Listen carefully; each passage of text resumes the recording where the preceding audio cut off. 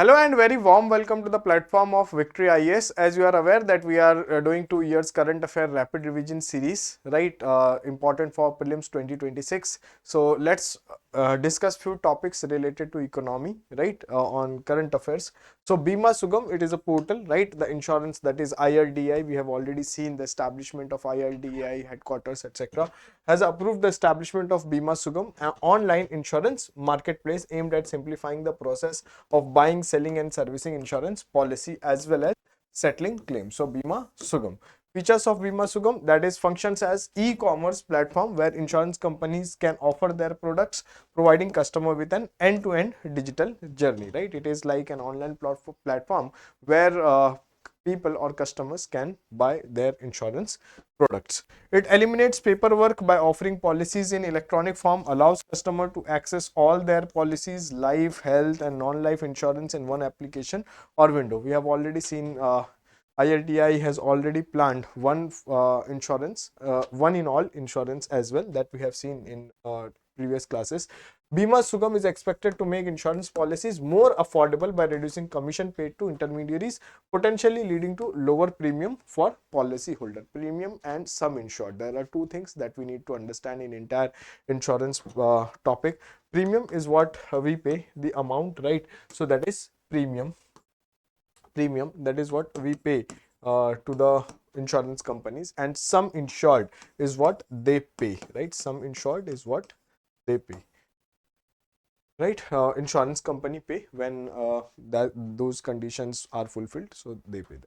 Additionally, it offers unified platform for policy, insurance, claims settlement and service requests, contributing to transparency and collaboration in the insurance sector. IRDI, we have already seen, headquartered in Hyderabad, established in 1999, statutory body established through IRDA Act 1999, safeguard insurance customers' interest as a statutory body under the Ministry of Finance, overseeing the develop insurance industry. It powers and functions are defined by IRD Act 1999 and the Insurance Act 1938. These two acts are there to govern insurance sector.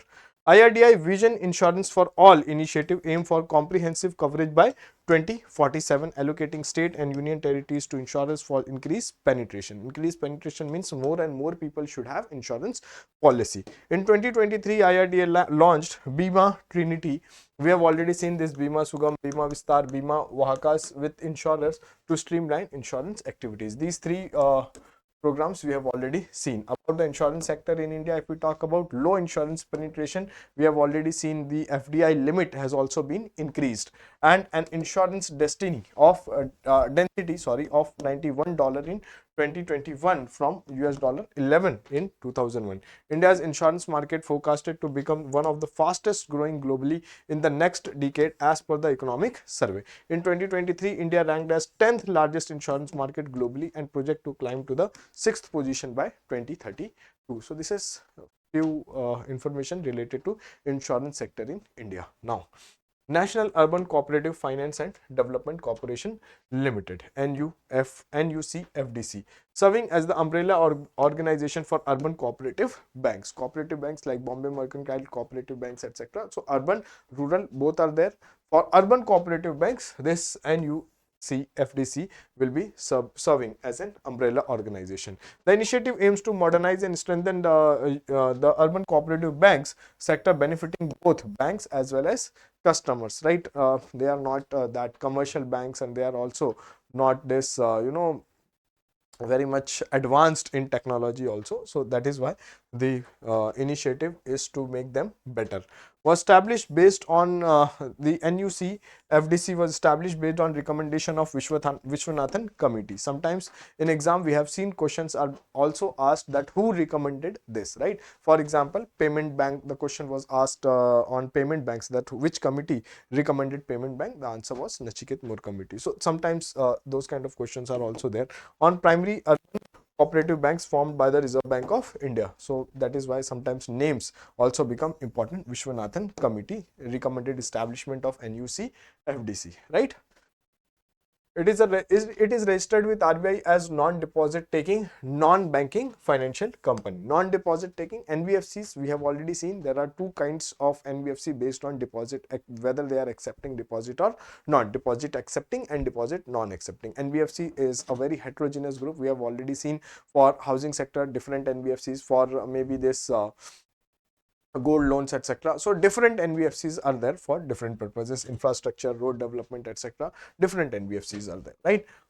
The key objective of NUC FDC include expanding the number of credit societies and urban cooperative banks, facilitating dialogue between banks and regulators, providing liquidity to urban cooperative banks because they are having a shortage of liquidity many a times, because they are having few people who contribute, who pool their surplus amount, establishing IT infrastructure for shared use by members to enhance service offerings, and that is about the urban cooperative banks. Now, domestically systematically important insurance companies. Earlier we have seen domestically systematically important banks, right?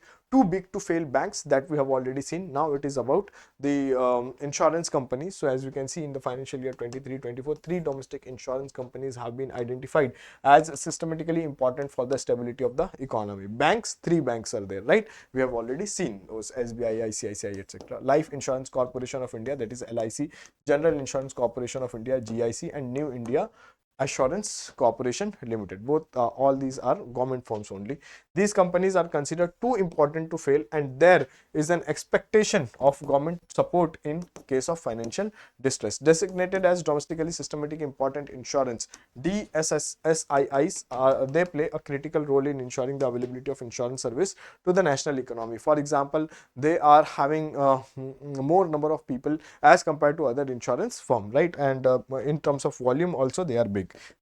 These are subject to additional regulatory measures to manage systematic risk and moral hazard issues, including enhancing corporate governance and this implementing robust risk management framework. So that is how they have to be more cautious. More stringent policies are needed to govern their behavior in the market, because if they are involved in some fraudulent activities or something like that, then maybe the economy can have backlash of it. HDFC Bank opens branch in Lakshadweep, Karavati Island. Lakshadweep, Karavati Island. So you can use this information when you are writing answers on financial inclusion, right? When you are writing, maybe presence of bank is also one of the important factor. For example, when we talk about financial inclusion, it is part of inclusive growth, right? Whether the development is for all or not. So if development is happening only for few people, that is not the inclusive growth. So when we are talking about inclusive growth, what we should have, financial inclusion for all is also one of the policy, right?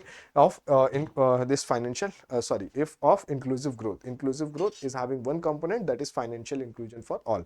Now when we talk about financial inclusion of all, there should be availability first, right? Banks services should be available, right? So availability should be there. When we talk about availability, if it is available, it should be accessible also, right? Accessibility, or it should be accessible. When it is available, it should be accessible, as well as it should be affordable, as well as it should be affordable, right? So these are the things that we need to take care, right?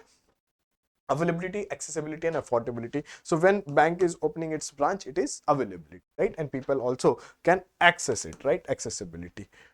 HDFC Bank became the first private sector bank to establish a branch in Kavarati Island, part of the Union Territory of Lakshadweep. The bank aims to improve banking infrastructure in the region, offering a variety of services with a focus on personal and digital banking. This move is expected to benefit the residents of the island by providing easier access to banking facilities. I have already explained you. HDFC Bank, one of the India's largest private sector bank, was incorporated in 1994 and commenced operation in 1995, promoted by Housing Development Finance Corporation Limited, HDFC, right?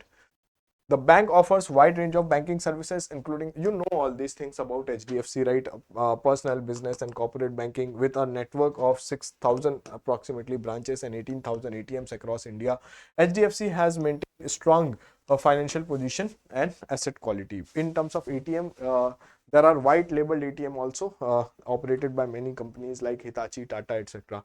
Kavarati Island is the capital of the Union Territory of Lakshadweep. These information we study in geography generally. Located in Arabian island, known for its pristine beaches, turquoise lagoons, and vibrant coral reef. The island is a popular tourist destination, offering activities like snorkeling, scuba diving, and kayaking. This community is also home for the this Ujra Mosque, one of the oldest mosques in the region. The island's economy relies primarily on fishing, coconut cultivation, and tourism. The Union Territory of Lakshadweep is an archipelago of 36 islands in Arabian Sea located off the southwest coast of India. It is related to geography, the smallest Union Territory of India with a total area of 32 square kilometers. It was in news a lot when we had some uh, dispute with Maldives. So there we focused on this, right? The island is known for their pristine beaches, etc. We have already seen, right? So this is about HDFC opening its new branch. Now let's talk about Financial Literacy Week. So sometimes this week, month, etc. is being celebrated to increase the awareness related to the issues. So the RBI, India Central Bank, is observing the Financial Literacy Week 2024 from February 26 to March 1, that is 2024, in the theme make a right start become financially smart, right? This is the theme, make a right start become financially smart. Sometimes these questions, theme based question, also being asked in the exam. So what is the objective of this Financial Literacy Week? So financial inclusion and education are two important elements in the RBI's development role. It has created critical volume of literature and has uploaded on its website in 13 languages for banks and other stakeholders to download and use. The aim of this initiative to create awareness about financial products and services, good financial practice, going digital, and consumer protection. Financial literacy ideathon, right? When you talk about ideathon, the bank has announced a financial literacy ideathon for postgraduate students currently enrolled in recognized educational institutions. The students are expected to come up with creative strategies to propagate financial literacy among people or among youth, as to empower them to engage in responsible financial behavior and also take informed financial decision. Participants are required to submit the ideation paper on the subject Money Matters for Young Adults, Rethinking Outreach Strategies. Now, what is the objective of this ideathon? So that more and more youth people can participate in this program. They can also give their ideas on financial literacy, or maybe how we can have a robust financial inclusion system. The objective is to increase awareness on the advantage of inculcating financial discipline from a very early age, with inputs on saving, budgeting, power of compounding, banking essential, and cyber hygiene. Prizes will be awarded to the top three submission, namely 1 lakh rupees for the first prize, 70,000 for the 75,000 for second, and 50,000 for the third prize. Now these informations are not very important when we talk about what will be the prizes, but when we are covering some particular topic, it is just to have a wholesome coverage, so that you can forget this, but you cannot forget these kind of themes which we have discussed, or this youth idea, etc. This should be remembered, right? RBI Financial Literacy Initiative. Other initiatives are like RBI website. The RBI website hosts microsite of financial education in English, Hindi, and 11 vernacular languages, offering comic books, etc., films, message on financial planning, and games, etc. Also provide access to the banking ombudsman. Banking ombudsmans, the help which they do, banking ombudsman's scheme, right? The representatives of bank when they help people, clients, etc. National Center for Financial Education. It has been set up in all the financial sector regulators, as by all the financial regulators, as a section 8 company under Companies Act 2013 to undertake. Now sometimes question that it is regulated, it is registered under Companies Act. So National Center for Financial Education, right, set up by regulators in financial sector, and undertake basic financial education programs and develop suitable content for increasing financial literacy among the masses in the country, right? 2023 edition, the theme of 2023 Financial Literacy Week observed during February 13 to 17, 23 is good financial behavior, your savior, and with emphasis on saving, planning, and budgeting, and prudent use of digital financial service. Sometimes these slogans, these themes, etc., help us in exam, which align with the overall strategy objective of the National Strategy for Financial Education 2025. Now reverse flip. Reverse flip, as you name, you can think of reversing something. So when some startups, they are first registered outside India, and then finally they think of coming back to India, that is known as reverse flip, right? So several startups including Pine Labs, you might have seen Pine Labs in this POS machines, right? Point of sale machines. Pine Lab is popular. Zepto and Misho, etc., considering a reverse flip strategy to return to India. The decision to reverse flip is driven by various factors like including regulatory change, market opportunities, and the desire to tap into India's growing digital economy. What is reverse flip? I have already explained. The process where startups that were initially established in countries outside of India, such as US or Singapore or any other country, decide to relocate their headquarters back to India, known as reverse flip, right? This involves moving their corporate base, operations, and possibly legal domicile in India from their current overseas location. The term is used to describe the reversal of the initial decision to establish the company outside the India instead of bringing back to the home country. Right? This is reverse flip. We have already understood this. Some reasons for the reverse flip we have already seen. Maybe they want to, and this few things. This shift is attributed to tightening regulatory environment, potential IPO plans, and desire to operate from the home market. This can also be the reason. Some reasons: access to venture capital, favorably tax regime in India, better intellectual property protection, favorable government policies. So this can be the reason, right? Now, IRDI new regulation. So IRDI, as we have already seen, it is one authority related to insurance, and it is a statutory body, we have already seen. So sometimes information gets repeated because again and again when we see the same information, it gets strengthened in our mind. So IRDA new regulation. IRDA exercising powers under Insurance Act 1938 and IRDI Act 1999. I have already told you these are the two acts which are important with respect to regulating the insurance sector. Has framed regulation IRDI protection of policyholders' interest and allied matters of insurance regulations 2024, consolidating 8 separate regulations into a unified framework. The main objective is to protect the interest of the policyholders and ensure insurers to distribution channel fulfill their obligation, because many a times we have seen whatever has been promised in the policy, sometimes it is very difficult that the insurance companies and distributors are hardly meeting their obligations. So it is for that purpose also.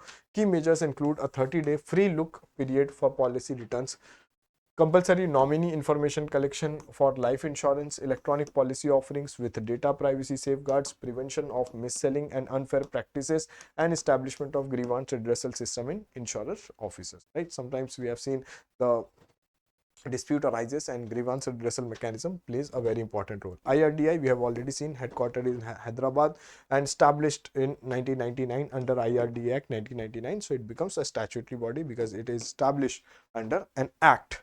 It operates under the Ministry of Finance, overseeing the development of insurance industry. Its powers and functions are defined by the IRDA Act 1999 and Insurance Act 1938. Finally, this is fine. Okay. IRDI has vision that insurance for all by 2047. So allocating states and union territories of insurance by increased penetration, we have already seen. In 2023, this four Trinity 3 schemes we have already seen. About insurance sector in India, we have already seen the penetration and all.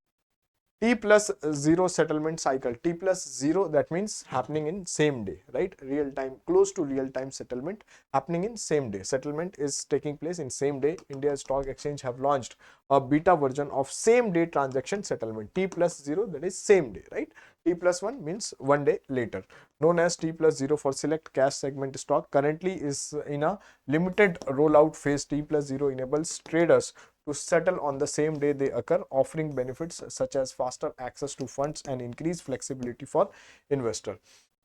This is new system being tested with around 25 stocks and select group for brokers, because it takes time to settle the transaction, but to settle real-time transaction or close to real-time T plus 0 settlement, it allows investor to promptly reinvest funds, react quickly to the market change, and potentially reduce the counterparty risk. After following a T+5 settlement cycle, India moved to T+3 in 2002 and further reduced to T+2 in 2003. In 2021, SEBI introduced the T+1 system before making it a norm in 2023. So as of now, we are having T+1 system at place. The settlement cycle is time required for a trade to be settled on Indian exchange. The settlement cycle for all traded instrument is T+1 day, with T represents the trading day, right? So this particular day when trading has happened, it will take 1 day to settle the transaction. Now, Udgam portal. When we talk about this Udgam portal, it is 30 banks have become part of it. It is related to this unclaimed deposit gateway, right? That is Udgam, unclaimed deposit gateway to access information. We have already seen at one point of time how unclaimed deposit, there are many schemes going on. RBI has also this in this December 2025 also, it is the scheme related to this unclaimed deposit. So there is, if there is an unclaimed deposit not operated for 10 years, if saving account has not been operated for 10 years, if a fixed deposit is there and after maturity also for 10 years it has not been operated, that comes under this unclaimed deposit also. It serves as a centralized platform for the public to search for unclaimed deposit across multiple banks. The portal allows user to search for various type of accounts covered by the depositor education and awareness fund of RBI. We have already seen these. If these unclaimed deposits are there, it directly goes to this particular fund. Users are required to register on the portal and provide specific inputs depending on whether they are searching for individual or non-individual accounts. While the portal facilitates the search of unclaimed deposit, it does not enable user to settle or claim these disputes directly. Claim must be made directly with the respective bank. So it is only the data that you should search whether you are there or not. As of March 4, 2024, 30 banks are part of the Udgam portal, covering approximately 90% of unclaimed deposit in the DEA fund. Each unclaimed deposit is assigned a unique unclaimed deposit reference number to have uniqueness in their approach and generated by banks, ensuring seamless settlement of the claims. Now, sovereign gold bonds, we have already seen the government bonds are known as sovereign bonds, and when it is related to the prices of gold, it is known as what? Gold bonds. Sovereign gold bonds guaranteed by government. Scheme 2324 series 4 opens for subscription. The RBI, it is basically reduces. See, many of many of Indians, see, gold is having a different sanctity in India, right? Used for jewelry purposes, also in marriage function, etc. A lot of gold is being exchanged, right? You are aware of it. So when people are when we are importing a lot of gold, because we are not having that much gold reservoirs, right? So we import a lot of gold, that put pressure on our balance of payment.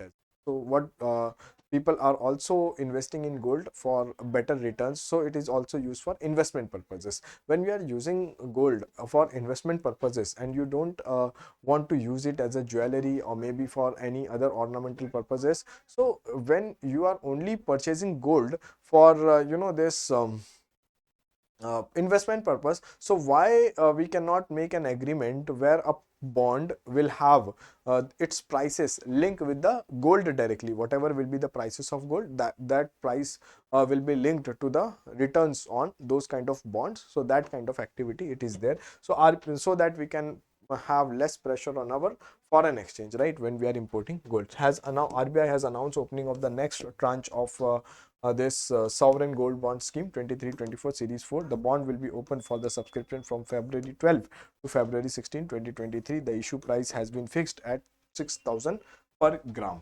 Sovereign gold bond scheme is a financial instrument used by the government of India to mobilize money for the infrastructure and social sector. These taxable bonds are denominated. That means you will be receiving tax also. These taxable bonds are denominated in grams of gold and issued by the Reserve Bank of India on behalf of the government. The objective is to shift investment in physical gold to financial saving. This is what I was explaining to you. The bonds offer an annual return of 2.5% along with capital appreciation linked to gold prices. So capital appreciation linked to gold prices means whatever gold you have purchased, the appreciation of that price will be linked to the appreciation of prices in gold, right? They have a tenure of 8 years with exit option after 5th year. So 5 years are lock-in period. You cannot redeem it before 5 years. The bond can also be used as collateral for loans. Now, the sovereign gold bonds or SGB have tenure of 8 years. We have already seen option, these things we have already seen, which is fully taxable. The bonds are being sold. So, whatever returns you will earn on it, it is taxable because it is having capital gain, stock exchanges and RBI. So, it can be taken from post offices also. Investors applying online and making payment through digital modes will get a discount of 50 rupees per gram on the issue price. The issue price for such investors will be less, 50 rupee less. Taxation we have already seen, it will be taxes. The interest earned on the bonds every year is fully taxable as per the investors tax slab. However, the capital gains made redemption on the bonds is exempted from tax if held until maturity. So whatever capital gain tax of 30% and 20%, long term capital gain tax is 30%, short term 20%, this tax exemption is applicable even if bond are redeemed after 5 years. So if it is beyond the locking period, then we will be having what? Tax exemption in this case. If the bond are sold before maturity, capital gain tax has to be paid. Long term capital gain tax with indexation benefits applies if bonds are held for more than 12 months. Short term if less than 12 months, right? Now, who should invest in this sovereign gold bonds? Sovereign gold bond scheme can be good addition to an investor portfolio looking for exposure to gold. Here are some key benefits of investing in this scheme. Provide ownership of paper gold without storage issue of physical gold. So security, etc. is because if you are having gold at your home, maybe you have to secure it, right? So those kind of things are not there. Offers guaranteed return of 2.5% annually, which is not the case with gold. And capital gain tax exemption also that is there, can be used as collateral for loans. This is also one advantage. Trading possible on stock exchange if liquidity is required. Therefore, investor looking to diversify that portfolio, this is a good scheme, right? Good option also. Green fund, green deposit, whatever, whenever you see green, it is generally related to what? Climate action that is taking place, mitigation and adaptation techniques, or for that matter sustainable development.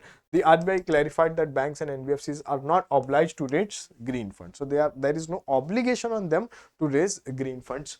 Green funds refer to financial resources, interest-bearing deposits, specifically earmarked for environmentally sustainable projects and activities. These funds are designed to support initiatives that contribute to ecological well-being, such as renewable energy, green transport, and eco-friendly construction. Regulatory entities or REs are financial institutions and organizations operating in the financial sector that fall under the regulatory purview of the central authority, that is RBI, that is Reserve Bank of India. This REs, that is regulated entities, the framework for acceptance of green deposit include scheduled commercial banks. So scheduled commercial banks including small finance banks, excluding regional, rural or local area banks, and payment banks, they are excluded. All deposit taking NBFCs registered with RBIs and housing finance companies, right? Other aspects of green deposits, for example, green deposits in India must be in Indian rupee. The framework aims to encourage the green financing and address concerns supporting to flow of great eco-friendly projects. We have already seen sometimes these things, right? Sectors include renewable energy, energy efficiency, clean transportation, climate change adaptation, sustainable water and waste management, green buildings, etc. So we have already seen these kind of activities, right? Exclusion, that is doesn't come under the framework. The projects involving new or existing extraction, production and distribution of fossil fuel, nuclear power generation, we have already seen these kind of things, right? These things we have already seen. What is the exclusion under this REs? That is direct waste incineration, landfill projects, hydropower plants larger than 25 megawatt, etc. They are not there, not part of this. Monitoring, that is green deposit funds are subject to independent third party verification on an annual basis, right? This is related to now e-kisan upaj nidhi. E-kisan upaj nidhi related to some support given to the farmers. So Union Minister of Consumer Affairs, Food and Public Distribution launched e-kisan upaj nidhi initiative aiming to ease warehousing logistics, right? Logistic is also playing very important role in our forward linkage when it comes to agriculture related to marketing, because when we don't have warehouse facilities, the kind of issues we have seen that sometimes it get perish also, like mostly in case of tomato, vegetable, etc. In terms of food grain also, when we don't have better warehousing facilities, sometimes it gets wastage also. So a lot of food grain is getting wasted. So that is also one thing. Farmers and ensure fair price for their produce. The initiative will reduce security deposit charges at WDRA registered warehouse for from 3% to 1%, encouraging small farmers to utilize them, right?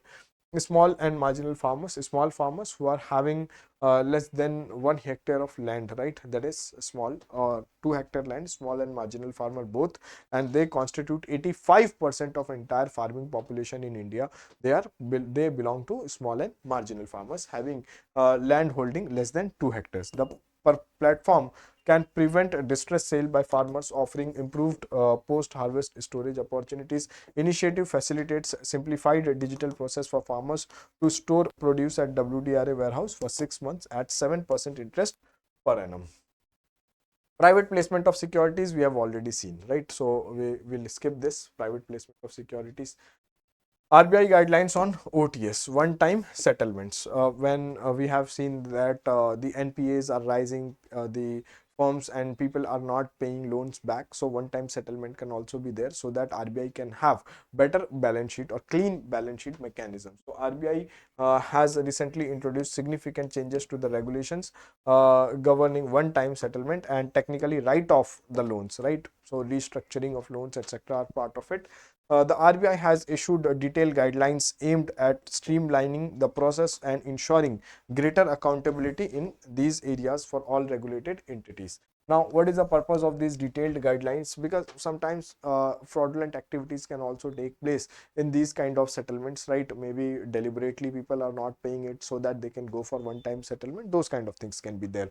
The primary objectives of the detailed guidelines provided by the RBI is to establish a comprehensive framework for one-time settlement and technical write-off. This guideline aims to define the process, set precedents, and outline a graded framework for staff accountability, all within a specific timeline. The guideline also emphasizes the need of a settlement policy that includes permissible sacrifices for different exposures and focuses on maximizing recovery while minimizing expenses, so that maximum can be recovered from the defaulted borrowers.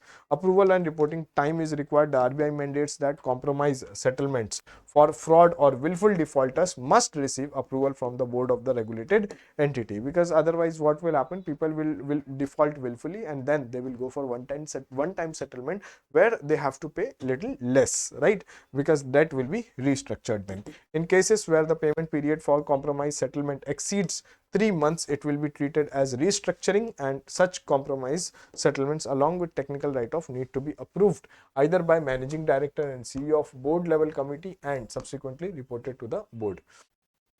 Now, cooling period and judicial proceeding.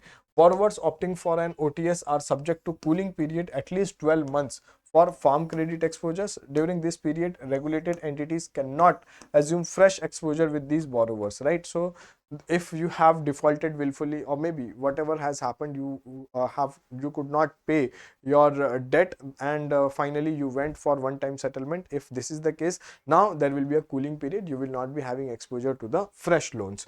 Additionally, when there are ongoing judicial recovery proceeding against a borrower, any settlement reached must be approved by the judicial authority as specified by the RBI. Now, expansion of this framework. An important development is the extension of OTS framework to include urban cooperative bank. Previously, this framework was limited to commercial bank. Now, for urban cooperative banks also, this expansion acknowledges the growing reliance of commercial banks on OTS as an effective means of recovery. Because if you are not receiving your debt, that means it is an NPA for you, right? You are not able to generate any money out of it, and you have to provision the entire amount because that amount belongs to the depositors. Since one time settlement releases some fund, so the amount that is required for provisioning getting less, and you have better option available, right? In light of the delays and complexities associated with the other recovery routes such as insolvency and bankruptcy code, because insolvency and bankruptcy needs insolvency professionals, they need to prepare a resolution plan. That resolution plan has to be approved by 67% at least of the committee of creditors, and then finally it is there. If it is not happening, then finally companies go for liquidation, right? This is one thing. Variable rate reverse repo auction. So we have already seen repo and reverse repo is being set by the RBI under open market operation or liquid adjustment facility, right? Now, Variable means now they will be auction, they will be putting bid on that. So bidding happens, that is why it is known as what, variable rate. So the Reserve Bank of India has continued to conduct variable rate reverse repo auctions as well to withdraw excess liquidity from the banking system. So what is a repo and reverse repo? When RBI is giving loan to, when RBI is giving loan to banks, commercial banks or banks, then whatever interest they are charging, it is known as repo. Why repo? With repurchase obligation, because this entire transaction happens with in the exchange of bonds, in exchange of bonds. So repurchase obligation. What happens when RBI wants, when banks want to take loan from RBI, they sell bonds to RBI. When they are selling bonds, they receive money. So banks are selling bonds and they are receiving money with repurchase obligation, that banks will repurchase this particular bond from RBI with interest rates, right? So with interest rate, that is known as repo rate. What is reverse repo? When banks are parking their excess liquidity with to RBI, right? So this is RBI. Banks are having surplus money and banks are putting their money in RBI, right? So so that they can earn interest on that. That rate is known as what? Reverse repo rate. So repo rate is the rate at which central bank lends money, while the reverse repo rate is the rate at which central bank borrows money from commercial bank. Borrows money is not the actual term that we should use. We should use the when banks park their excess liquidity to the bank, right? Theoretically it is fine, but in action this is the scenario. These rates are used to influence liquidity, credit availability and inflation in the economy. Variable reverse repo rate auctions are tool used by the Reserve Bank of India to manage the amount of money in the banking system. The RBI conducts these auctions to absorb excess money from the bank when there is too much liquidity, that is when contractionary monetary policy RBI wants to impose. The VRR aim to maintain the overnight call money rate closer to the target rate of 6.5%. When we talk about liquidity, how much money that is available at the disposal of the people, it is measure how quickly an asset can be converted into cash, right?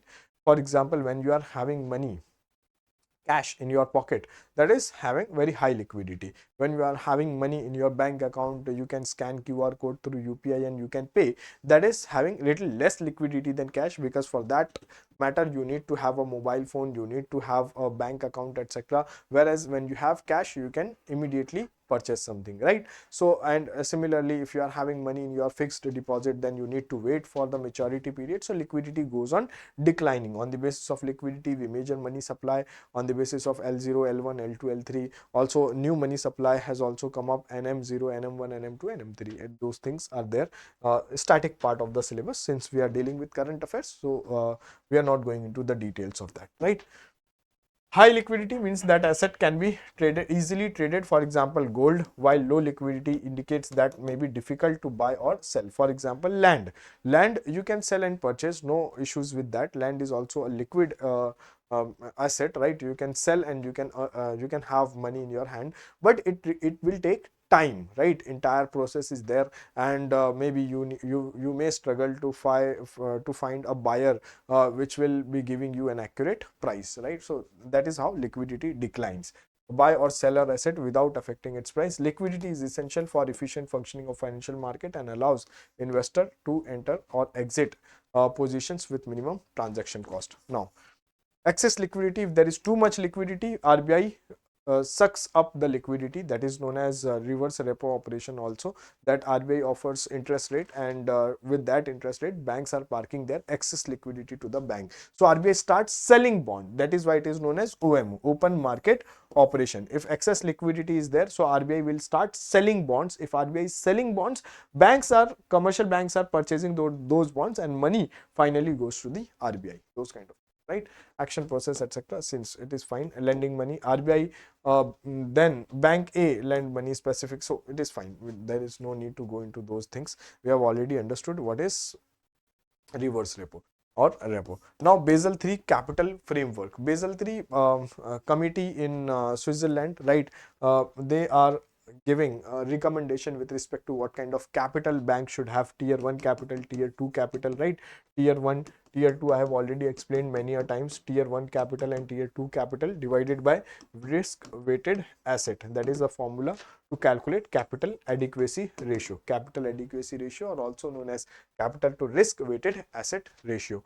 So Basel norms are there to recommend what should be the CAR of the banks. The RBI has introduced new norms based on Basel III capital framework for all India financial institutions, which will take effect from April 24. Now, all India financial institutions, if we talk about, that is Export Import Bank that we were talking about yesterday, Exim Bank, National Bank for Agriculture and Rural Development, that is NABARD, and National Bank for Financing Infrastructure and Development, that is NAPFID, and National Housing Bank, that is NHB, and Small Industries Development Bank of India.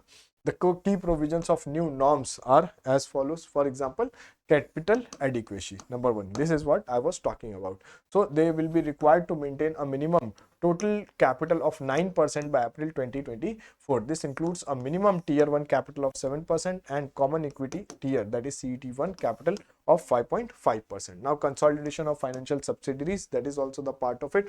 All financial subsidiaries except those involved in insurance and non-financial activities, both regulated and unregulated, must be fully consolidated for the purpose of capital adequacy. When we are talking about capital adequacy, we are taking into consideration all the subsidiaries that are there with few exemptions, right, who are involved in insurance and non-financial. Now, investment caps. RBI has imposed in limits on all India financial institutions investment in capital instrument of banking, financial and insurance entities, capping them to 10% of their capital fund. So whatever capital fund they are having, only 10% of it they can invest in financial the financial instruments. Equity investment limits. When we talk about equity investment, that is they are having some ownership rights. So equity investment in a single entity cannot exceed 49% of the equity of investee, because what happens, sometimes they invest and it gets defaulted, it defaults sometimes, and when it defaults there is a loss to government, right?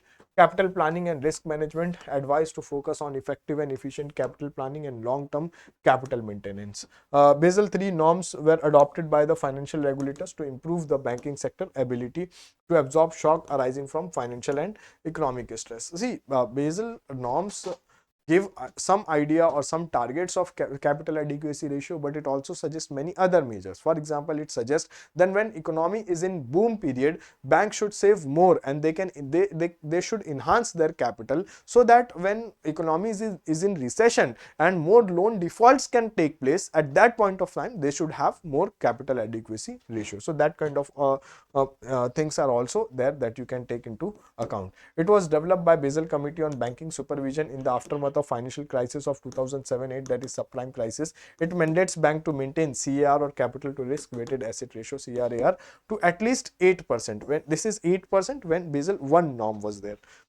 CRAR is a ratio that compares value, we have already seen, right? Now, open market operation, sale of government security. Open market operation, we have already understood. What is open market operation? On the behalf of government, RBI is selling or purchasing government bonds. So when selling bonds, RBI is sucking up liquidity from the market. When RBI is purchasing bonds, they are infusing liquidity in the market. That is, this is open market operation, right? Purchasing bonds. When RBI purchases bonds, so commercial banks are purchasing bonds and money goes to banks, right? So money goes to banks. So this is open market operation in simple terms, if you want to understand, right? RBI recently made an unexpected announcement regarding the consideration of open market operation sales of government security. So if RBI is selling government security, that means they are infusing capital in the market or in the economy. While the RBI do not specify a timeline for this move, it caught beyond the bond market by surprise, leading to a sudden increase in the yield benchmark of 10-year government bonds. That means the rate that people will receive will increase. Surprise announcement and market reaction. RBI's announcement regarding the possibility of OMO sale took bond market a surprise. As a result, the yield of benchmark of 10-year bond rose by 12 basis points to reach 7.34%. Market participants anticipate OMO operation in the near future, which could tighten liquidity in the system. Now, when RBI will sell, it will suck up the liquidity. RBI is selling bonds, that means it will money will go to the RBI, from banks to RBI. That means we will be having contractionary monetary policy in that regard. Anticipating liquidity tightening, while there is no specific calendar for OMO sale, the market is on edge in as such operation can be announced at any time. The perception is that the most favorable liquidity condition will occur during October-December quarter, leading to speculation that RBI may act sooner rather than later. The potential additional supply of government securities through OMO in the near term is a significant concern for the market participation. RBI intent and inflation concern. Since inflation was high at that point of time, now we are having very low inflation, so we don't expect this. Festive season impact. Now it is on old information. Right now we are having very less inflation, even below the target rate of 2%. So these information are not that important at this point of time, right? So this is fine. Now RBI's monetary policy repo rate unlikely to be changed. When we talk about repo rate, it is one of the important monetary policy tool or important monetary policy tool. And in monetary policy tool also there are two type of tools. One is quantitative and qualitative. So it is quantitative tool, that is repo rate, also known as headline policy measure for this. Headline policy measure for monetary policy.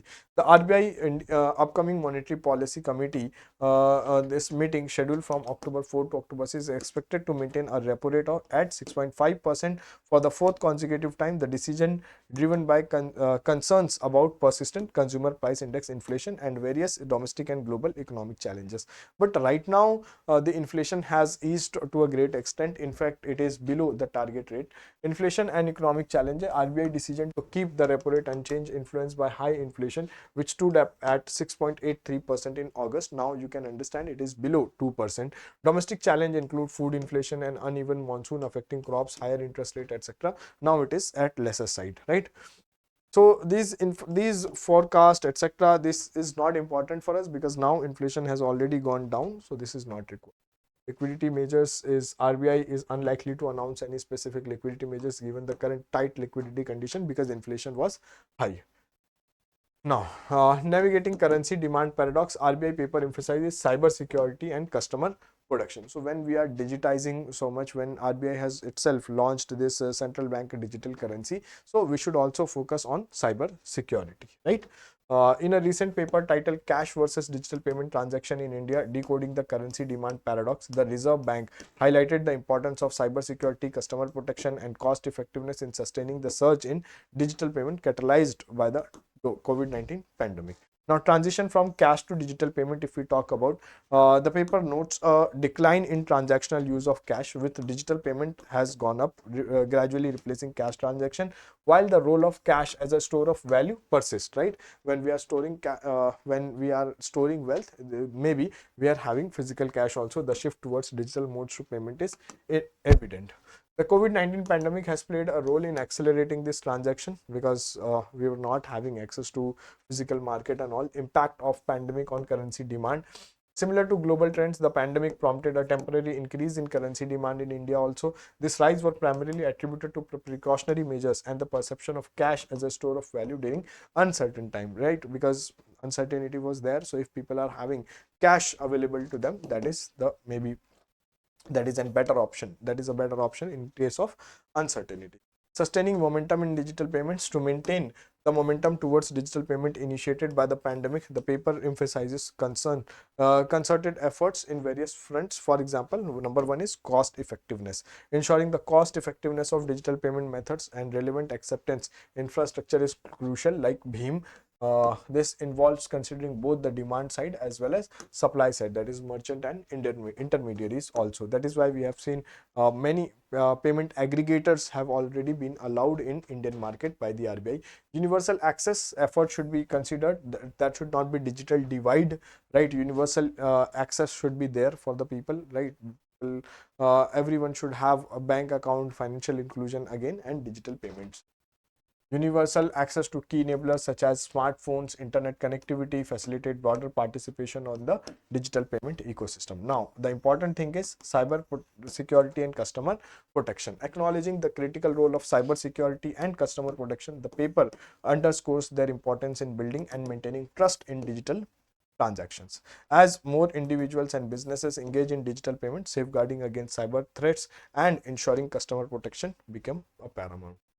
Now, launching survey for monetary policy insights, RBI has launched. Now, we have already seen that monetary policy committee is a part of Reserve Bank of India, which has the target to monitor inflation also, right? So inflation target has also already been given to monetary policy committee, and they take decision with respect to various monetary policy tools that are available to them. One among them is repo rate. So that is why repo rate is important when we talk about monetary policy.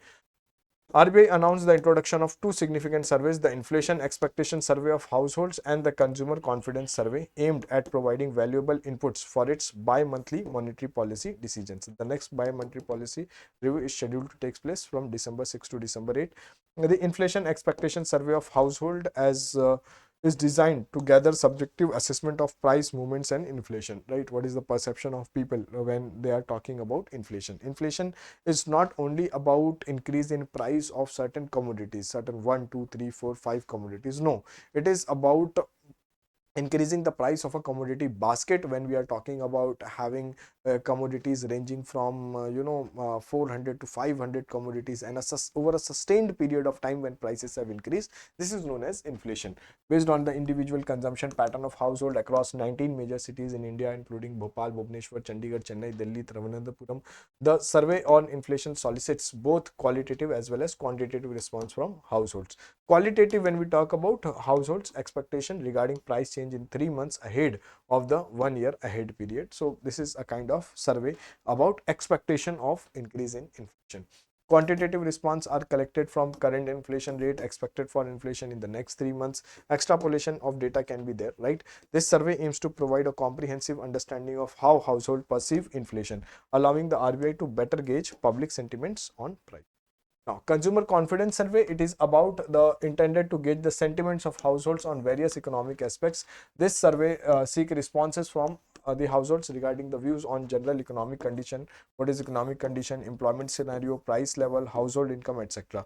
Household spending, right? Consumer confidence survey or inflation index, inflation expectation survey, similar to this, conducted in 19 cities that we have already seen. So household spending is also one among them. Now, informing monetary policy decision. The results of this survey will provide a Reserve Bank of India with valuable inputs for shaping its monetary policy decisions by considering the perception and expectation of households on inflation and broaden economic condition. The RBI can make more informed and data-driven choices to maintain price stability and support to overall economic well-being of them, right?